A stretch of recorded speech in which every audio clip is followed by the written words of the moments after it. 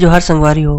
अगर आप मन ला हमार वीडियो पसंद ही सोही तो वीडियो ला लाइक करो और चैनल ला सब्सक्राइब जरूर करो।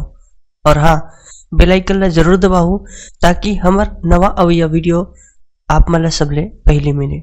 जय जोहार, जय छत्तीसगढ़।